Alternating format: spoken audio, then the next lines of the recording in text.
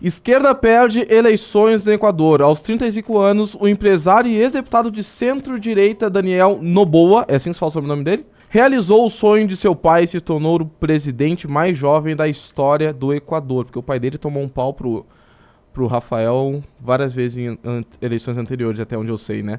Após uma das campanhas mais conturbadas do país, com eleições antecipadas e um presidenciável assassinado, o liberal venceu o segundo turno neste domingo. Com quase 90% das urnas apuradas, ele contabilizou 52% dos votos válidos, contra 48% da Luísa Gonzalez, candidata da esquerda ligada ao ex-presidente Rafael Correa, que comandou a nação por uma década e hoje está exilado na Bélgica. Após a campanha turbinada no Equador, com o assassinato de Fernanda Villavicencio, a candidata de Rafael Correa, que estava exilada, perdeu a disputa eleitoral que até então era favorita. O que tu achas dessa vitória inovadora, empresário, jovem? O que ele pode trazer de novidade, não somente para o Equador, mas também como reflexo para toda a direita internacional? Eu acabei de escrever um ensaio gigante de 4.000 palavras para a Valete, e exatamente nesse ponto que eu toco, sobre como o movimento de direita, essa onda de direita populista, e aqui eu falo populista sem ser de forma, assim, como se fosse algo ruim. Não, de forma verdadeira, um populismo de verdade, coloca o povo no centro da política. Como que esse movimento, fracasso após fracasso, mantém-se de forma vitalista? E a gente vai perceber que, depois de Macri na Argentina, quem está agora com chance de vencer? Milei. No Brasil, o Bolsonaro fez um governo tenebroso, ainda assim conseguiu 58 milhões de votos no segundo turno. Donald Trump vai voltar para a presidência dos Estados Unidos.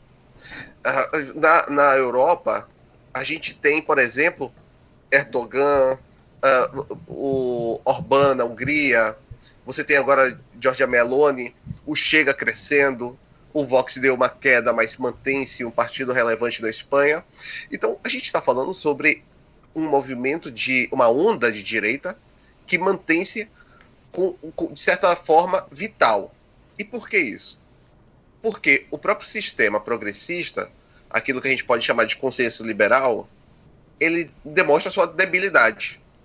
E no caso do Equador, isso se demonstrou também com um grande avanço do crime organizado contra a política. Não necessariamente aliado à política. Só nessas eleições, durante o seu período de campanha, 2 candidatos sofreram atentados. Um à presidência foi morto, outro foi um deputado, que também foi morto.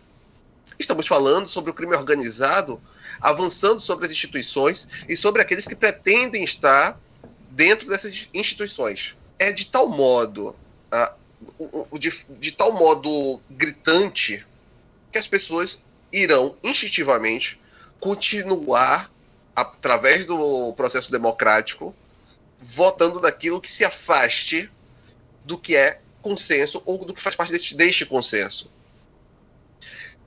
De certa forma, iremos chegar em um ponto de ruptura, de forma inevitável.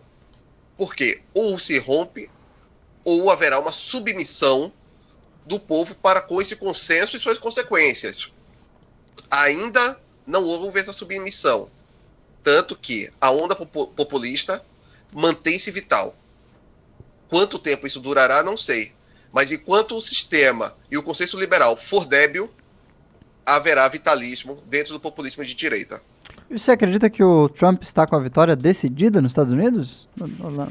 Decidida não, mas é um grande favorito. Tudo leva para isso, porque independente das questões de guerra no mundo que influenciam, sim, e até acho que o Biden está indo bem, por exemplo, quando ele dá essa entrevista e fala que os Estados Unidos manterá a arquitetura de segurança global com todas as suas tropas, etc.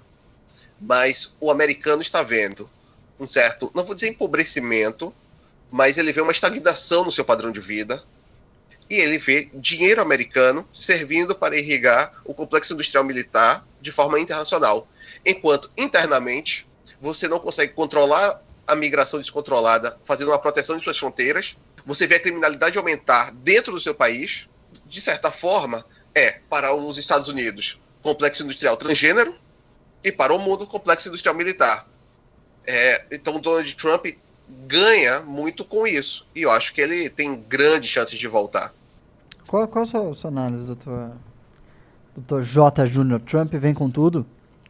Cara, não vou concordar com essa frase extremamente duvidosa, essa afirmação, mas eu acredito que não tem condição nenhuma do Biden buscar alguma solução de reeleição. Nem sob um aspecto de contexto político norte-americano, contexto social, um contexto também ideológico e o colapso econômico também que vive o país.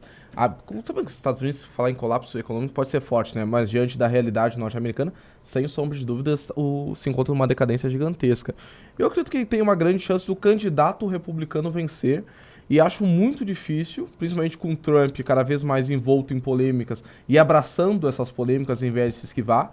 Cabe ressaltar que grande parte dessas polêmicas que envolvem ele envolve também uma questão judicial, mas ele está abraçando e está indo em confronto contra isso, uma chance de tentar ficar grande tempo na mídia, conseguir uma maior mobilização de seus apoiadores. Então acredito fortemente que sim, o Trump tem uma grande chance de voltar. Sobre o contexto político, uma coisa que o Orlando falou que me chamou a atenção foi justamente essa ideia de uma nova onda conservadora, mais à direita, estar retornando ao mundo em um curto espaço de tempo.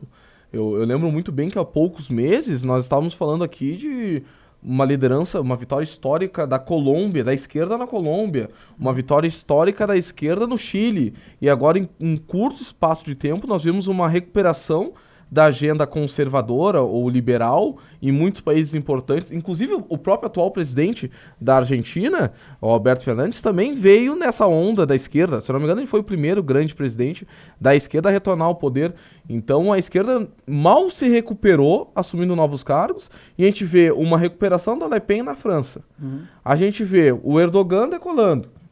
A gente vê agora uma vitória conservadora também no Equador, com aquele presidente que já era mais à direita, mas também ele fez uma direita meio Macri, né? Uma direita que veio com a promessa de ser uma direita que ia romper com o status quo inicial do país, mas que eventualmente foi buscando alianças erradas, inclusive em nome da governabilidade cedeu espaços importantes para a esquerda equatoriana. Então eu acredito que infelizmente eu não vejo isso acontecer aqui no Brasil ainda, em que a gente vê fora a ascensão do Tarcísio e uma baixa rejeição, a gente ainda vê um posicionamento muito fraco da direita brasileira que ainda não conseguiu se recuperar após a inelegibilidade do Bolsonaro em abrir o espaço para uma outra liderança combativa a ponto de fazer sequer cócegas no Lula ali em uma eventual tentativa de reeleição, né?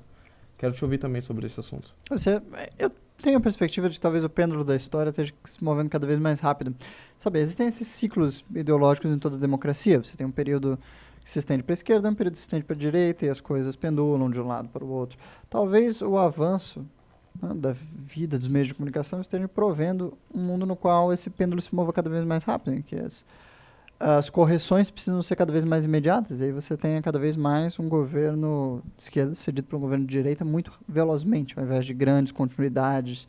Porque, veja, quem é da nossa geração viveu a maior parte de suas vidas durante governos do PT. Nós vivemos quase que a nossa geração inteira durante a égide do governo do Partido dos Trabalhadores, da Estrela Vermelha. E... não gostou, já? Gostei. Poético, da Estrela Vermelha. Gostei, poético. E... então, pra gente, os sinônimos do que era a opressão do Estado, do que era o status quo, do que era ser revolucionário, ser contra o sistema, isso tudo pra gente era ser de direita, né? Porque pra geração que nos precedeu era aquela questão de ser contra o governo militar, ser contra a hierarquia, mas pra gente era o absoluto inverso. E eu acho que essas perspectivas estão se acelerando de cada vez mais, de modo que por uma breve geração que viveu o período Bolsonaro, já era ser radical, ser seu contrário, como se a esquerda tivesse restituído por um momento aquele seu aspecto inovador, aquele seu aspecto anti-hierárquico, aquele seu aspecto desmantelador da ordem estabelecida, mas já para retomá-la em Lula. E agora eu acredito que esse novo governo Lula, assim como todas essas novas democracias à esquerda que ressurgiram na América Latina, elas tendem a velozmente voltarem para o momento de declínio que elas estavam e recuperar-se uma marcha à direita. Eu acho que a direita está crescendo até institucionalmente na América Latina. Sabe, você tinha muitas instituições à esquerda. Você tem... você tem muitos partidos de esquerda em toda a América Latina, mas você tem pouquíssimos partidos à direita. E você tem pouquíssimas instituições que fazem debate cultural, institucional à direita. Eu acho que por mais que os governos se elejam e caiam, alguma coisa vai sendo legada dessas trajetórias à direita e vão sustentando-se instituições após instituições e vão criando uma fibra que vai se mantendo aí para que hajam mais governos de direita na América Latina. Então, me parece, na soma de todas as coisas, que a gente vai ter um pêndulo mais veloz. Vira e mexe, eu recebo, Renan, sou de estado, Renan, sou de São Paulo, Renan, sou de não sei o que, você quer ir no congresso, tá com alguma dificuldade? Renan, não tô com grana, que às vezes a grana, você tá pensando no PEC todo, se inscreve aqui, nós vamos entrar em contato com você, você vai no congresso, vai entrar em contato nossa equipe com você, a galera entra mesmo, e a galera vai, você vai conseguir no congresso, vai ser o maior evento de política do ano.